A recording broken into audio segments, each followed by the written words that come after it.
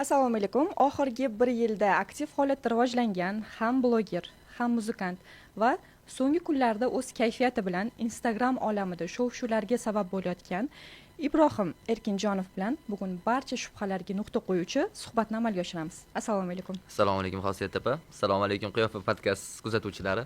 Yaxshi keldingizmi? Rahmat. Yaxshi yetib keldingizmi? Rahmat. Sizni vohimalaringizdan men o'zim hayajonlanib qoldim. Tinchmi, ish qilib, hammasi yaxshimi? Mayli, sekin bilamiz, tinchmi yo'qmi anaqa oxirida. Xo'p.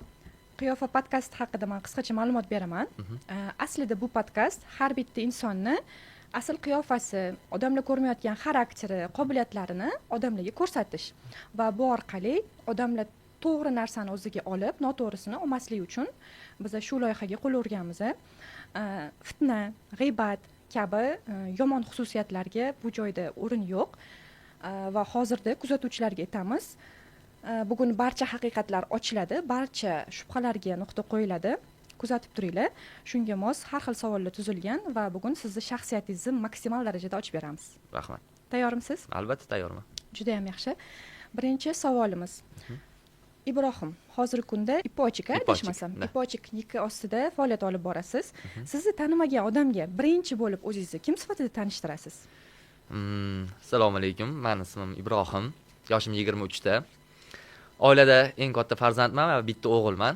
Instagramda Ipochik niki bilan topsanglar bo'ladi meni, YouTube boshqa yo'llarda ham.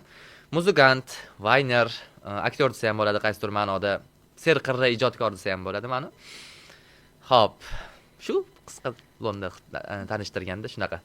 Juda ham yaxshi. Va hozirgi paytda o'z savollariga javob olishga kelgan bo'tga, ya'ni savollarga javob berishga kelgan. Bloger. Juda ham yaxshi. Qalbimda shu gapingizdan keyin bitta niyat o'tdi. Ilohim bu suhbat hamma uchun manfaatli bo'lsin. Aytganingiz kelsin. Yaxshilik bilan tugasin. Juda ham yaxshi. Xo'p, oilangiz haqida aytib o'tdingiz. Ya'ni katta farzandsiz, birinchi bosh farzandsiz. Umumiy holatda oilangiz qanaqa oilada katta bo'lgansiz? Masalan, tashqi ko'rinishingizda endi qo'pol bo'lsa ham aytaman, erkatoyroq, deylik, yengil hayotga o'rgangan bolalarni rolida ko'ramiz. Ya'ni boy oilada katta bo'lganmisiz? Qanaqa o'zi? O'rta hol oilada katta bo'lganman. Ota-onam ibodatli odamlar. Ikkita singlim bor. Hammaliga uyimizdagi hamma ayollar hijobda bizada. Ibodatli oila desa bo'ladi. Bitta faqat men shu ajralib qolgan mazgina bu oilada. No, harakat qilaman imkon boricha men ham namozli o'qishga, ibodat qilishga. No, insonni fe'l atvori baribir boshqacharoq bo'lib qolar ekan-da. Ko'p oilada. Hayajonlanman mazgina. Hayajoningiz sababmi men bilmayman, lekin bundan oldin ham intervyu boshlanishidan oldin aytdim. Ibrohim, siz hozir jahlingiz chiqib turgan uchun shunaqa xarakterda ko'rinyapsizmi menga yoki o'zi shunaqa fe'l-atvorga egamisiz degan edim. Ya'ni xarakter jihatdan juda ham bosiq odam ekansiz-da. Men rollaringizda bunaqa ko'rmaganman, to'g'risi. Men o'zi hayotda sal spokojniyroqman, ko'p vaziyatlarda, harakat qilaman baribir xush kayfiyatda yurishga. Instagram meni shu obrazda qabul qilgan. Shu obrazda yoqtirishadi odamlar meni va shu obrazda ko'rishga harakat qilaman ko'proq. Va orada men o'zimga ham yozishdi, aka nima bo'pti, tanishlarim ham yozishdi. Instagram seni ko'rmaganmiz o'zi bunaqa holatda, g'alati bo'lib qoldik. Nima bo'pti o'zi deb yozishdi. Endi ozgina muammolardan shunaqa bo'lib qoldik. Instagramda iloji boricha oxirgi storieslarda harakat qilman, yaxshi kayfiyatda, ya'ni ko'rinishga. Lekin shaxsiyatingiz jiddiyroq, deylik, spokojniy odam ekansiz.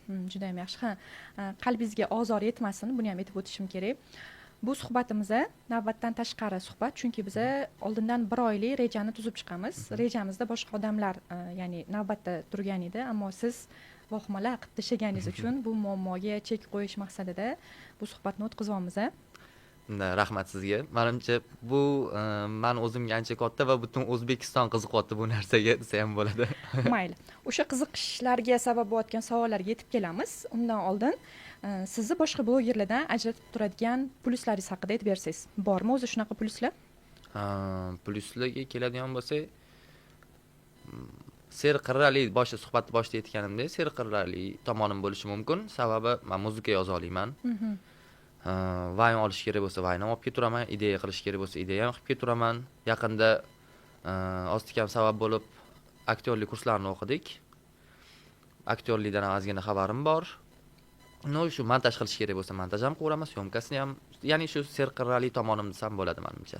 Buyruqlarga itoat qiluvchi, ijro etuvchi inson emas, balki ham muzikant, Albatta. ham kreativ ideyalarni beradigan odam. Juda ham Xuddi yaxshi. shunaqa. Xo'p, keyingi savollarimizdan biri oxirgi 10 oy davomida umumiy holatda 1 yil deb ayta olamiz. Juda ham aktivsiz, lekin siz ancha yil oldin chiqqansizda umuman Instagramga. Bu aktivlikni sababi guruhga Senuri qo'shilganimi yoki boshqa sabablar bormi biz ko'rmagan? Qiziq savol. Juda ham qiziq. Xo'p. To'g'risini aytaman, где-то 1 yilcha men ijod qilmaganman. Shu Senur bilan ishlarimiz chiqishidan oldin. O'zim boshqa planlarim bo'lgan. Prosta yashaganman desam bo'ladi. Вот ijodkor odam shunaqa-da, uni tabiati o'zgaruvchanroq. Bir qarasangiz yonib ijod qiladi, bir qarasangiz o'zini olamida yuradi. Xuddi shunaqa men o'zimning olamimda 1 yil yurgan paytimda sal boshrog'idan kelib beraman.